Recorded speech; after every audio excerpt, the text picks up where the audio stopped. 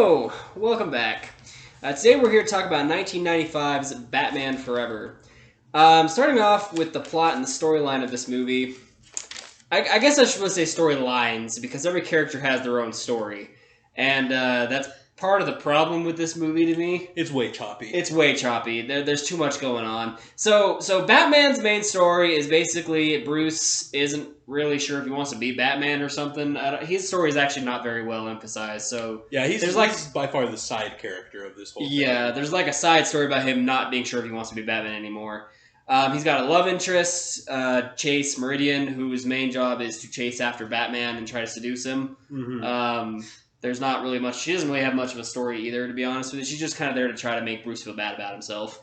Yeah, definitely. She's just another sex symbol. Yeah, essentially, that's what her job is. That's what the women in these movies are, for the most part. They did not do a good job making strong female characters. No, they had like one scene where she's boxing a punching bag or something like that. That made it seem like she was going to be a strong woman, and then she never was. Yeah, so. She never really did it. To be fair, she was never a woman in peril. Not really. And there was that one scene when she was being attacked. Well, when Bruce and her were being attacked. So there's about 2 minutes of this movie where Bruce Wayne is like, I'm not going to be Batman anymore. And then like 2 minutes later, he's Batman again. Right.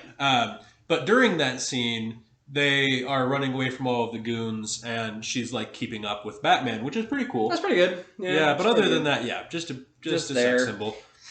There's a story with Robin in this one, and that gets a little bit more attention, where his parents are killed by Two-Face, and he wants revenge, and so now he wants to partner up with Bruce, so he finds out it's Batman. And that storyline is decent. They just don't really dive into it enough to really make it stick. Yeah. I would say the main story here is that of Edward Nygma, played by Jim Carrey. And I will say his story was the most intriguing, but this whole thing, here's my issue with this movie. All of these issues could have been entirely resolved with like a 2-minute conversation, you know? Like with Jim Carrey, his biggest issue with Batman was he was like, well, with Bruce Wayne specifically, he was like, hey, you didn't fund my project. But Bruce Wayne had said he would be willing to fund his project if he had just put like all of his papers on the desk. He'd just like, you know, written them all out and put them all down there, then everything would have been fine. And he just chose not to do that. And so that could have been fixed. Harvey Dent's whole thing could have been fixed if they'd been like, hey, did you ever realize that Batman didn't throw acid in your face? Right. And then he would have been like, oh, right, it was somebody else's fault. And then that would have been the whole thing. Like, I just feel like if there was any amount of sense given to almost like any of these characters, the whole thing would have just been like written off. I agree with that. And actually, Two-Face's Harvey Dent's storyline is my least favorite of the whole thing, because his thing is, I want to kill Batman because Batman failed to save me from getting acid splashed in my face. And that is the stupidest thing ever. Like, it makes no sense. And that's all he wants out of life. That's all he wants out of life is to kill Batman because of that one thing. Do you want to kill the man that didn't save you, or do you want to kill the man that actually did it? You know, if they had said, if they had made his plot, like, I want to go kill the guy that threw acid in my face, Batman is always trying to stop him from killing, that might have been a little bit more interesting. But to target the guy that tried to save you, it just makes no sense. So that whole storyline, and like Ben said, this whole thing, it connects kind of because, you know, Robin wants to kill Two-Face, Two-Face wants to kill Batman, Riddler wants to kill Bruce Wayne. So everyone wanting to kill each other makes them all the characters tie together, sort of. So it works in that sense, but at the same time, to me, it was really choppy the way that it was told. And also, none of those individual storylines got dived into enough for me to really care about any of them. Yeah.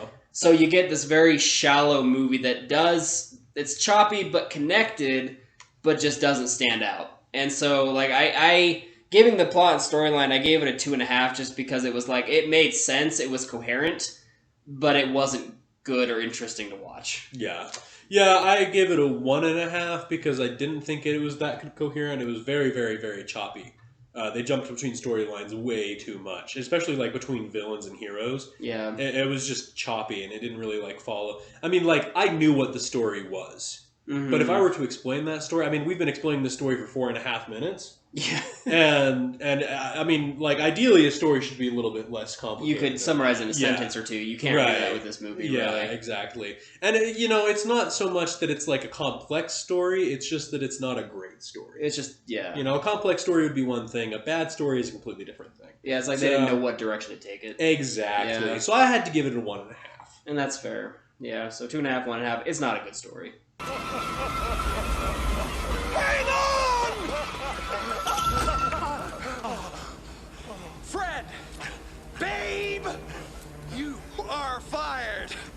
Or should I say, terminated?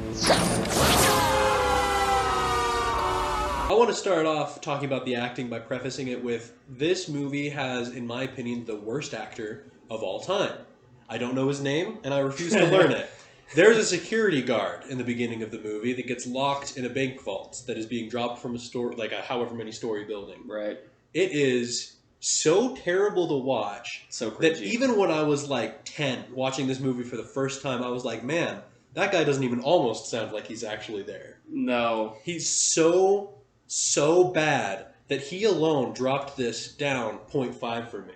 Oh no! It's boiling acid! And the rest of the movie was not good either. No. So, No. the acting in general was already really bad. The acting in this movie is really terrible.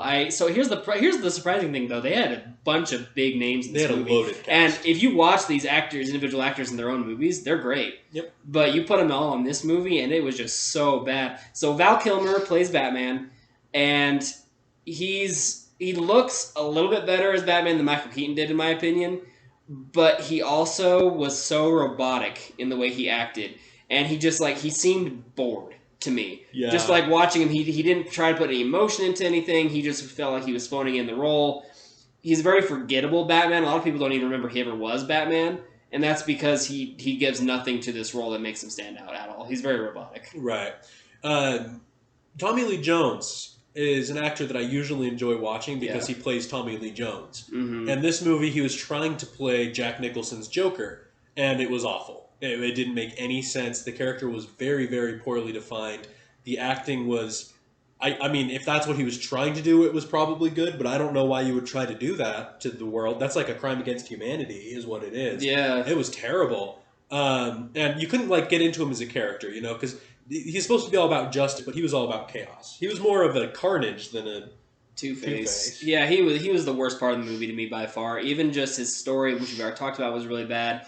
And like Ben said, Tommy Lee Jones essentially was trying to play the Joker, and with a little bit of Two-Face-ness to him, because he had a coin. That was the one thing that Two-Face had. That was the one thing from the comics that Two-Face had that was in this movie, was the flipping of the coin. If you had painted the rest of his face and taken away the coin, you would have mistaken him for the Joker. Yeah, honestly, he could have very well just played the Joker. He was really bad. Jim Carrey plays Jim Carrey if Jim Carrey was the Riddler. I like Jim Carrey. I think he's a funny guy. He's very entertaining to watch, and he was entertaining in this movie. Yeah. But it didn't feel like he was doing anything different than he would do in any other movie. And I honestly have no idea what character the Riddler is supposed to be, because watching this movie, I just felt like I was watching Jim Carrey. Yeah, I will say the other thing about Jim Carrey is his scene seemed a little out of place because it was so cartoony. There's a scene where he plucks out a dude's mustache. We laughed at it for 20 minutes, and there's a twing, and then he has weird dancing scenes, and there's the baseball, the MLB music plays in the background at one point just around him. It's just so cartoony. It felt like they let him improvise too much. Yeah. It wasn't bad. In fact, I would say he's probably my favorite part of this movie, which isn't saying much because I don't hate him. I'll say this. I don't hate his performance. It just wasn't anything different than what I've seen him in any other movie. So it just didn't stand out to me. The main interest, love interest, I should say, as Dr. Chase Meridian is Nicole Kidman. And again, Ben said she was essentially literally just a sex symbol. She was fine. I probably enjoyed her performance more than Kim Basinger's performance in the original 1989 Batman. But I'm honestly not even sure that I did. Really? Yeah, I don't know. Yeah. They were both didn't really have much to do, so I can't really say anything. Yeah, I can't say that she did a poor job because she probably just did what she was given. Told to do. Yeah. I will say, so this movie would have gotten a 2 in acting for me, but like I said, Security Guard dropped it down to a 1.5. And honestly, if you're watching this out here, Security Guard, you're lucky it's not a 1. Yeah, honestly, it was really bad. You almost ruined the whole movie for me. Right. We ended up watching it in French. He's a little better in French. we watched one scene in French. We watched that scene in French. Yeah, just to see, because we have the DVD. Anyway, random side note. Anyway, yeah, I gave it a 2 out of 5. The reason I didn't drop it too much lower than that is because no one's performances, with the exception of Tommy Lee Jones, straight up offended me. I just didn't love it.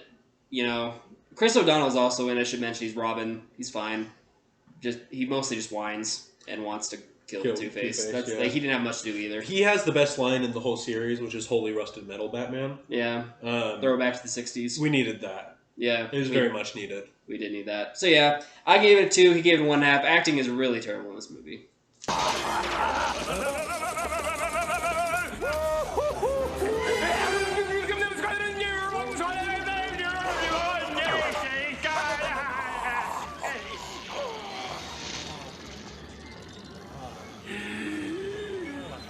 So action. Here's what I'll say about the action for this movie. It looked better than it did in the previous installments. I still struggle with it a little bit though, because there's no substance to it. He's fighting a bunch of faceless goons that stand no chance against him, and he didn't even like maybe hit Two-Face once, and I don't think he ever hit the Riddler. So like the main villains never got any action sequences with him, and all the goons did. And so to me, it was just not interesting to watch because I know they're not going to win. They're goons, and they have no name or a face. Really, they're all wearing masks. So yeah, it was really kind of boring to watch for me. Yeah, I'll say I enjoyed it a little bit more because I like watching Batman beat up goons. And because here's the thing: is that most of the people, with the exception of like Bane, and not this series Bane, but like actual Bane, don't really stand a chance fighting the Batman. That's fair. Penguin doesn't stand a chance against the Batman. The Joker didn't stand a chance about the Batman. These guys don't stand a chance against the Batman. But what's fun is just watching him beat people up. And that's what I paid my ticket for. Mm-hmm. And I didn't pay a ticket for this movie, and I wouldn't either. No.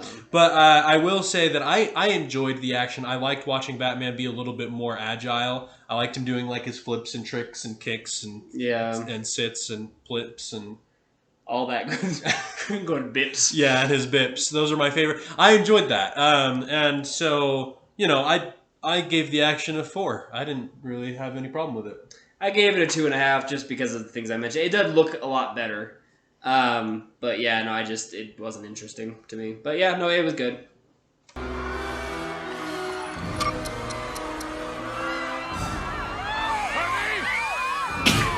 I'm gay.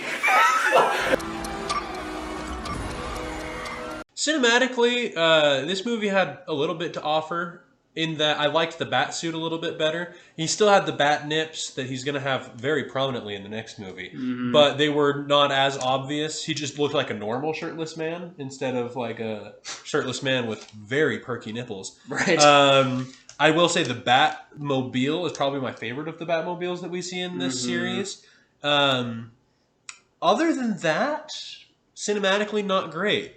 Lots of quick cuts. I mean, it still had like a darkish theme, like color wise. Well, no, because then eventually they went neon, which was weird. That was weird. They made a lot of weird like visual decisions in this movie. I think they were like maybe trying to balance out how dark the Batman Returns had been and how kind of gross it had been, and so they were like, maybe we'll make everything bright and colorful, but like still have it in dark Gotham. I don't know. It was just weird. It was. I didn't really think it worked, to be honest. Yeah, it was a weird combination. What I would say with the cinematics, and Ben already kind of mentioned this, is it's very cartoony cinematics. Yeah, that's true. The sound effects and some of the things that they had going were really bad. Ben already mentioned when the Riddler wakes up his little boss dude, he has change of hair. He whips out a mustache hair and he goes like you would in like a Looney Tunes cartoon. And like it was doesn't very exist in real life. No, it doesn't exist in real life, and a lot of what they did didn't exist. It felt like to me that Batman Forever was that Joel Schumacher was trying to make a live action movie into a cartoon, and that it felt like that with the effects, with the scene, the set, just the sound effects they were using. It was all very cartoony, and like it looked decent if you're willing to make Batman a cartoon. It looked fine. I'd rather watch a cartoon Batman. That's the thing, though, because live action into a cartoon doesn't work very well for me, especially not with Batman and not with Tim Burton's Batman movies. Were both very much. It seemed like they were trying to actually make Batman a real person, a real character, a real place. This felt like they were trying to backtrack and put him back into a cartoon, and it didn't. I didn't like that very much. It looked bright and colorful, and some of it was good. Like Ben said, the suits were okay. The Batmobile was cool. Some of the set design still looked pretty good. They made Robin's suit not look like like a little boy in short shorts. That I liked Robin's suit Yeah. quite a bit better, actually. Well, yeah. I liked it better than what it could have been. I bet it could have been made better, but I think as Yeah. far as what he was given, it was all right. Yeah. Cinematically, I gave it a 2.5 again because it was okay, it was fine. It just was too cartoony for my taste. Yeah, I gave it a 2. I think overall it was below average. Yeah. And so I can't give it like even an average score. But I mean, it had some things that were good and some things that were bad, but more bad things than good things. I think. Yeah, I will also say this: the way that they made the villains look works pretty well for me. I liked the Riddler when he first walks into his new getup. If I didn't know that was Jim Carrey, I wouldn't have recognized him as Jim Carrey. I thought that was pretty good. Just the makeup they put on him looks pretty good to me. I'm going to say something about Jim Carrey before I don't get the chance to again. Every time I see Jim Carrey in this role, I think of Shaggy from Scooby-Doo. Yeah. I don't know why, but I just need to get that off my chest. You may continue. Yes, that's fair. But yeah, no, I thought he looked good in the Riddler getup, and Two-Face. I mean, I don't like the character, but I did like the way he looked pretty well in that movie. I thought they did a good job with his makeup design. Yeah, it was okay. Yeah, but yeah, no, I mean 2.5. That doesn't change my score. It just Yeah. I had to give it a couple more pluses to make my case, I guess. But Yeah, no, I feel that. it still wasn't. It was whatever. Yeah.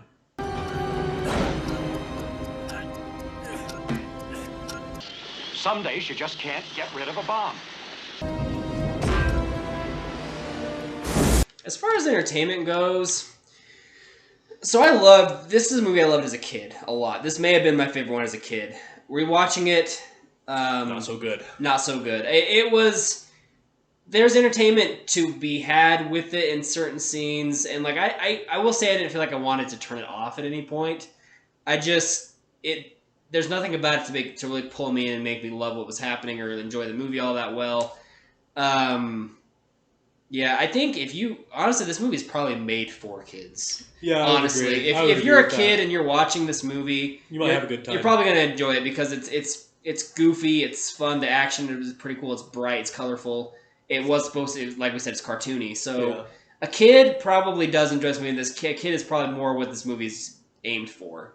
As an adult watching this movie, I didn't hate it, but nothing about it made me enjoy it all that much.